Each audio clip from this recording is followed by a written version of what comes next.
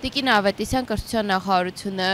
բոլոր դասագրքերում, նոր չափորոշչով ստեղծված բոլոր դասագրքերում ներառել են QR կոդեր, միևնույն ժամանակ քաղաքապետարանից հայտնում են, որ նոր օրենքի նախագիծ է մշակվել, ներկայացվում, ըստ որի թույլ չի տրվում երեխաներին դպրոցներ, հեռախոսներ տանել, այս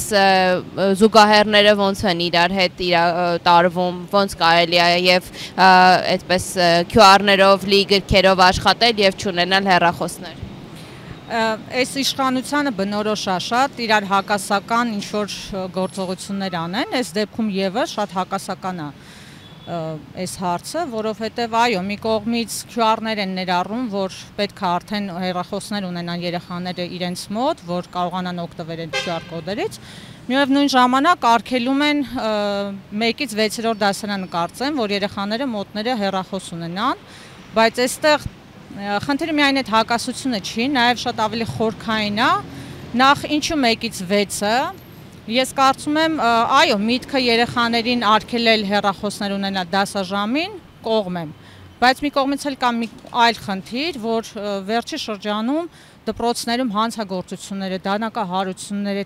թմրանյութերի շրջանառությունը, այսպես ինչ-որ շատ վատ բարքեր են առաջ եկել եւ շատ ծնողներ հիմք ունեն անհանգստանալու երեխաների անվտանգության համար եւ ամբողջ այդ դպրոցում գտնվելու ընթացքում հեռախոսակապ չունենալը դա շատ լուրջ խնդիր է։ Ես ինքս եթե դպրոցական երեխա ունենայի, միանշանակ չէի համաձայնվի, որ երեխան ամբողջ դպրոցի այդ ընթացքում հեռախոս չունենա մոտը, գոնե պետք է դասամիջոցներին այդ կապը լինեն, որտեղ շատ ծնողներ դասամիջոցներին գոնե տեղեկանում են, թե երեխաները ինչով են զբաղված, ինչ են անում, որտեղ անվտանգային խնդիրը շատ լուրջ է դպրոցներում եւ իսկ կապված QR-ների հետ իմ համար դա շատ սխալ որոշում է, որովհետեւ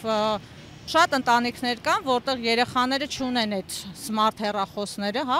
որով կարողանան QR-ները նայել։ Այսինքն ծնողները երեխաներին զուտ կապի համար տալիս են կոճակային հեռախոսներ եւ այդ երեխաները հնարավորություն չունեն այդ QR-ներից օգտվելու համար։ Բացի այդ, դպրոցներում շատ կարեւոր է, որ երեխան տեսնի, գրքում ինքը իր ձեռքում ունենա այդ ինֆորմացիան, այդ ուսումնական նյութը, որին պետքա ծանոթանա եւ ընթացքում սովորի։ QR բացել դա արդեն պրոցեսից հետ է գցում երեխաներին։ Իմ կարծիքով նախ հեռախոսը դպրոցներում պետք է դասաժամին արգելել բոլոր դասարաններում, ոչ միայն 1-ից 6, որովհետև այդ պատանեկության տարիների երեխաների մոտ մի քիչ տարիքային առանձնահատկություններից ելնելով հեռախոսից կախվածությունը շատ ավելի մեծ է, վարքագծային ինչ-որ փոփոխությունները ավելի սուր են նկատվում եւ այո, դասաժամին կխանգարի, որտեվ հիմնականում երեխաները այո, մտնում են հեռախոսի մեջ, բայց ընդմիջման ժամանակ պետք է թույլ տան, որպեսզի երեխաները օգտվեն հեռախոսից զուտ անվտանգային հարցերից ելնելով։ Երևանի օդը գերախտոտված է, փոշու ծավալը գերազանցում է թույլատրելի բոլոր շեմերը, ինչի հետևանք է սա ազդել։ Էլի վերջին շրջանում մեր իշխանությունները մեր քաղաքը վերածել են սենց կառուցման անհասկանալի ինչ-որ սենց պրոցեսի մեջ է մեր քաղաքը, մի կողմից թվում է թե զարգանում ենք, կառուցում ենք, բայց այդ ամեն ինչը շատ վատ հետևանքներ է թողում, այո, հենց աղտոտվածությունը, որ ամբողջ քաղաքը հիմա փոշու մեջ է, ազդում է մարդկանց առողջության վրա, էկոլոգիան մեր փչանում է եւ նաեւ քաղաքը տգեղանում է, որովհետեւ այդ շինթույլտվությունները անկանոն են, շենքերը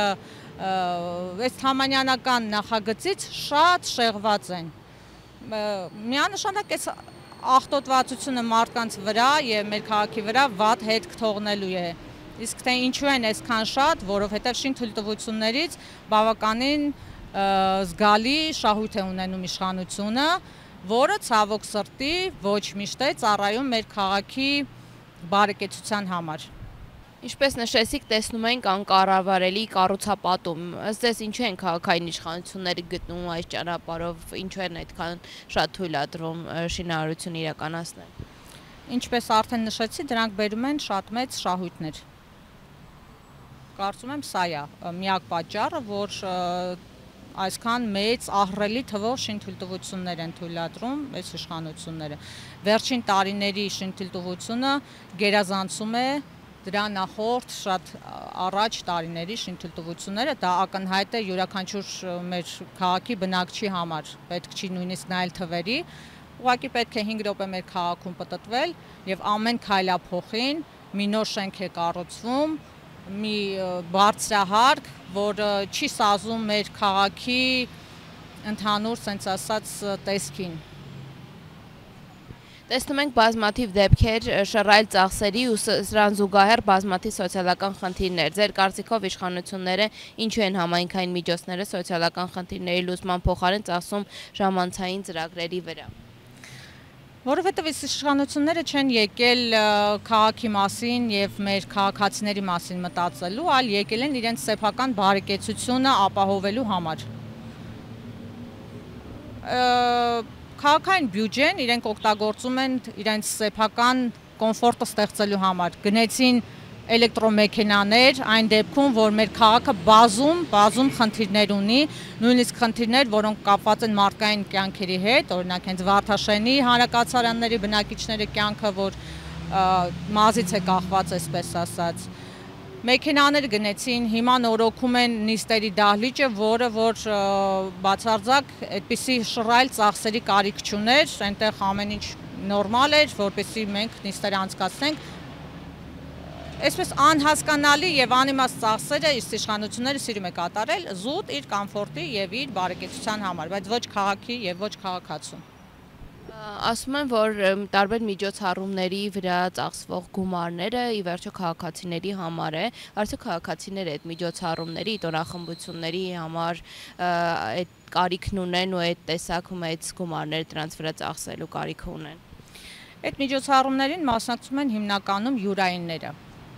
Մասնակցում է իշխանական, sense ասած շրջանակը եւ շատ քիչ այն մարդկանցից, ովքեր որ իրենց շրջանակից դուրս են։ Բայց պետք է